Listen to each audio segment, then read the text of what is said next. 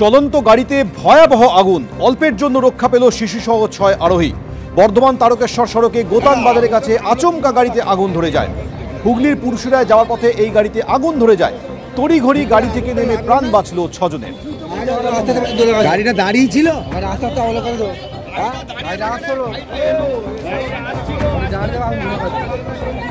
নেমে গেছে তো ছবি দেখ। কবে পড়বে জাঁকিয়ে শীত, কি বলছে আবহাওয়া দপ্তর? এখনই জাঁকিয়ে শীত নয় এ রাজ্যে। আগামী ৩-৪ দিনে দক্ষিণবঙ্গে ৩ থেকে ৪ ডিগ্রি কমতে পারে তাপমাত্রা, এমনই জানাচ্ছে আবহাওয়া দপ্তর। আগামী ২-৩ দিনে কলকাতায় নামতে পারে ১৭ ডিগ্রিতে। পশ্চিমের জেলাগুলিতে তাপমাত্রা কমবে ১ থেকে ২ ডিগ্রি।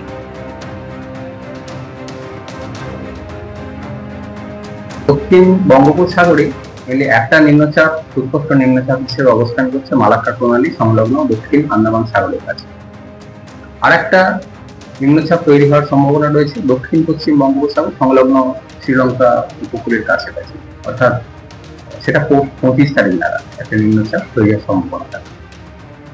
মেন সিস্টেমটা যেটা বলা হয়, যেটা মেজর সিস্টেম এক্সপেক্ট করা হচ্ছে, যেটা আন্দামান সাগরের কাছাকাছি অবস্থান করছে, যেটা ২৪ তারিখ নাগাদ দক্ষিণ পূর্ব বঙ্গোপসাগরে আসবে, ডিপ্রেশনে পরিণত হওয়ার সম্ভাবনা থাকবে এবং পরবর্তী ৪৮ ঘন্টার মধ্যে শক্তি বাড়িয়ে ঘূর্ণিঝড়ে পরিণত হওয়ার সম্ভাবনা থাকবে দক্ষিণ পূর্ব বঙ্গোপসাগর। পার্শ্ববর্তী অঞ্চলে গত ২৪ ঘন্টায় রিপোর্ট হয়েছে ১৮.৭, স্বাভাবিক যে সময় থাকে ১৮.৩ ডিগ্রি কাছাকাছি, অর্থাৎ এবং বেশিরভাগ জায়গাতেই বর্তমানে যে টেম্পারেচারটা রয়েছে স্বাভাবিকের কাছাকাছি, স্বাভাবিক ঠান্ডাটাই অনুভূত হবে।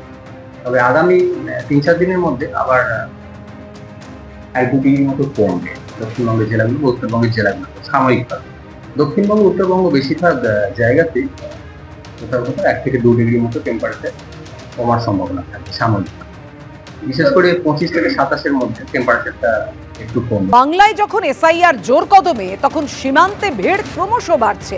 স্বরূপনগরের হাকিমপুরের ছবি রেখেছি, বিভিন্ন সময়ের অর্থাৎ বিভিন্ন দিনের ছবি আপনাদের সামনে। অনুপ্রবেশকারীদের ভিড়, সীমান্তের ওপারে যেতে ৩-৪ দিন ধরে এভাবেই অপেক্ষা করছেন বহু বাংলাদেশি।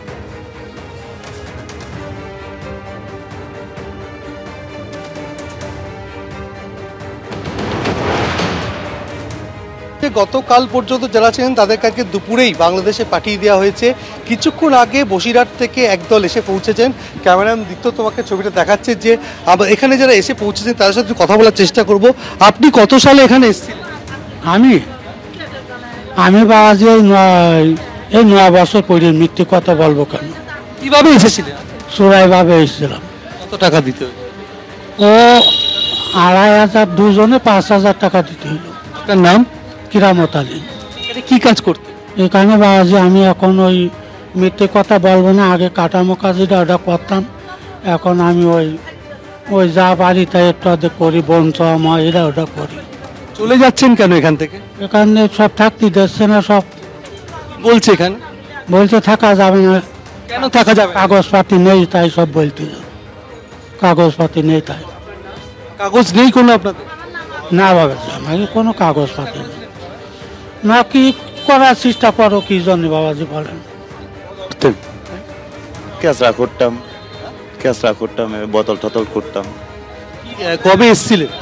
এই ২ বছর আইসি এই জায়গায়। ২ বছর। কিভাবে এসেছিলেন? এই চোরাই পাতা আইসি, গরিব দেশে খাইতে পারতাম না, গরিব। চলে যাচ্ছেন কেন? এই এনআরসি আছে, থাকতে পারবো না।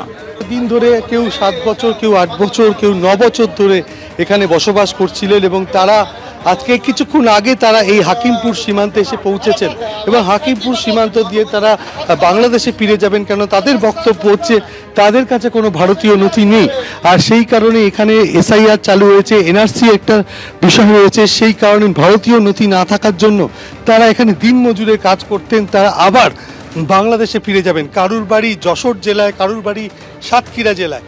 তারা এই সন্ধেবেলা বসিরহাট থেকে এসে পৌঁছেছেন। কেউ কাগজ কুড়োনোর কাজ করতেন, কেউ পরিচারিকার কাজ করতেন, সন্ধ্যের সময় এসে পৌঁছেছেন এবং তারা এখন এসে তারা অপেক্ষা করবেন ঠিক যে পদ্ধতিতে এখানে ফিরিয়ে দেওয়া হয়, অর্থাৎ এই যে হাকিমপুর সীমান্ত, সেখান থেকে ফরেনার্স আইডেন্টিফিকেশন পোর্টালে তাদের নথিভুক্ত করা হবে, বায়োমেট্রিক নমুনা নেওয়া হবে, তালিকা তৈরি করা হবে, এদেশে কোনো অপরাধমূলক অভিযোগ আছে কিনা এই সমস্ত খতিয়ে দেখার পর বাংলাদেশের সীমান্তরক্ষী বাহিনী বিজিবির হাতে তুলে দেওয়া হবে। তারপর তারা বাংলাদেশে ফিরে যাবেন এবং প্রত্যেকেই বলছেন তাদের কাছে কোনো ভারতীয় নথি নেই, যেহেতু এসআইআর চালু হয়ে গেছে সেই কারণেই তারা এদেশ ছেড়ে বাংলাদেশে ফিরে যাচ্ছেন। এবিপি আনন্দ, এগিয়ে থাকে, এগিয়ে রাখে।